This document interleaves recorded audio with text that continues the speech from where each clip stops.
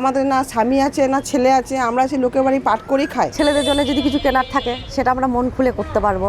আশা করি স্বামীদের ভরসায় থাকতে হবে না, নিজেদের পয়সায় নিজেরাই থাকবো আমরা এবার। ১,৫০০ টাকার জায়গায় যদি মহিলারা ৩,০০০ টাকা পায় সেটা অনেকটাই সুবিধা হবে।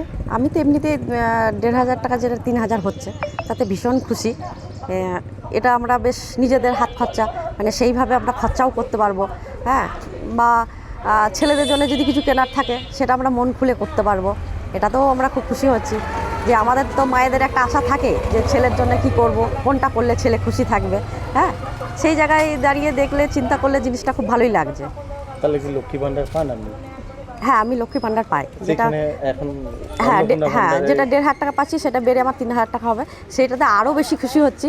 হ্যাঁ, এটাতে আমাদের আরও খুশি মানে খুশির কারণ হচ্ছে যেহেতু আমরা সেরকম তো সেইভাবে কিছু করি না, আমরা তো বাড়ির মা হিসেবে কাজ করি, তো সেই হিসাবে সেই দিকে দেখতে গেলে পরে হ্যাঁ যে ছেলেদের জন্য কিছু একটা করতে পারবো বা ছেলে কিছু চাইলে সেটা সবাই ইচ্ছাই দিতে পারবো, যে একে তাকে চাইতে হবে না।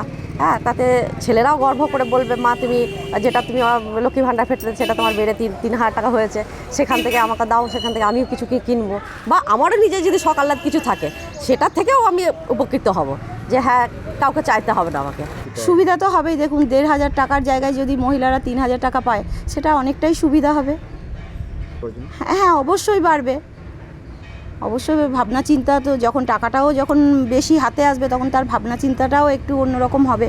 খরচাটা করতে পারবে নিজের মতো করে, সংসারে হোক ছেলেমেয়ের পেছনে হোক সেটা করতে পারবে। আমাদের পক্ষে তো হেভি সুবিধা।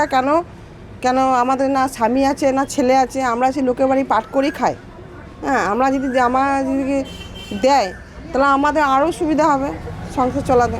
খুব সুবিধা, অনেকটাই সুবিধা। আমরা নিজের ইচ্ছা মতন অনেক কিছু করতে পারবো, অনেক রকমের ভাবনা চিন্তাও মহিলাদের থাকে, সেগুলোও হবে।